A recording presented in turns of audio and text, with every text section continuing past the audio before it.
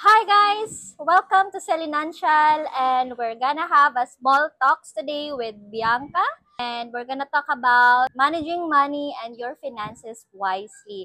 So, 'di ba, payday ngayon. So, kailangan nating i-discuss paano ba natin i-manage yung ating mga kaperahan. Okay, so Bianca, pakilala ka. Hi guys, I am Bianca. I am 19 and I live in San Jose del Monte, Bulacan. O, di ba, 19 years old pa lang, and then marunong na siya, may alam na siya how to manage finances. By the way, si Bianca is our staff dito sa Silinancial. Before ka napunta dito, Bianca, paano mo hinahandle yung finances mo? Or paano mo siya minamanage? Actually, ma'am, hindi po ako marunong mag-manage ng pera talaga. And yung pera ko po, ma'am, basta meron ako at may gusto akong bilhin, binabaldas ko talaga, ma'am. Ganun talaga. And kamari, ma'am, gusto ko yung makeup na to, ma'am. Bibilin ko talaga siya as long as alam ko na may pera ako. Kaya, ma'am, kapag may mga kailangan na ako, ma'am, wala na ako mailabas. Okay, sige. So, that's before ka pumasok sa amin. Ngayon naman, kasi dito kasi sa amin, we have talks, and then we have content, how to manage the money, how to handle your finances wisely. So, ano yung mga natutunan mo nung pasok ka sa amin? You really need to separate your wants from your needs po talaga. And ang needs is essential yan, ma'am. Yun yung kailangan natin sa araw-araw. And siyempre, ma'am, sa pera, ma'am, parang yung 50% ma'am sa needs na natin i-allocate yon. Tapos yung another 20 sa savings mo para sa sarili mo, emergency. And yung other 20 naman, other 10 naman, ma'am, pwede siya sa sarili mo, ma'am, sa wants mo. Pero mas important pa rin talaga na mag-save ka para sa needs mo. Kasi yan yung kailangan mo eh. Ako, ma'am, di ba ma'am, nag-work po ako dito. Ang needs ko is transport and food. So, hindi talaga, ma'am, na malaki yung i-allocate ko sa part ko na yun. And yung wants ko, ma'am, kahit nga next month ko bilhin yan, kahit next week ko bilhin yan, pwede, ma'am. Yung needs, ma'am, ngayon, present.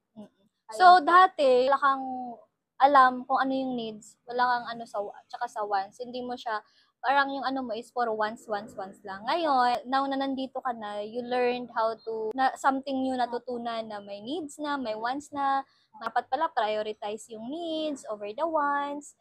So, nakakatuwa na natutunan mo siya at an early age. Alam mo ba, natutunan ko yan ngayon lang.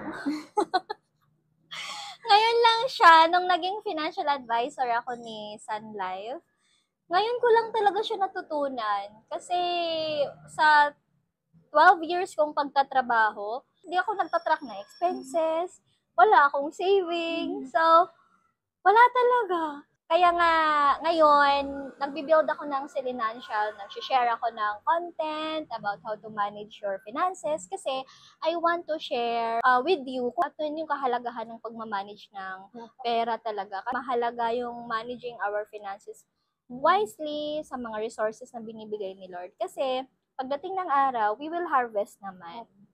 Diba? Like, okay lang po na yung pera natin is nasa savings ngayon, ma'am. Kasi from pagdating naman ng future, ma'am, tayo rin yung makikinabang sa savings na yun eh.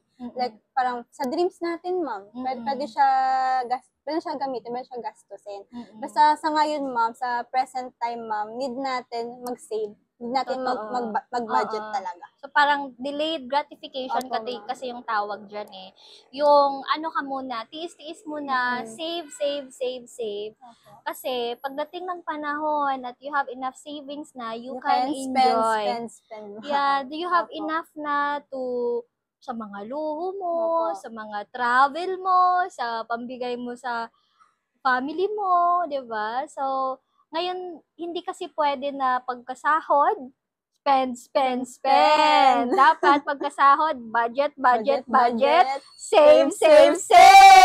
'Di ba? So guys, yun. I hope may natutunan kayo sa small talks namin ni Bianca, and stay tuned for more content. Bye!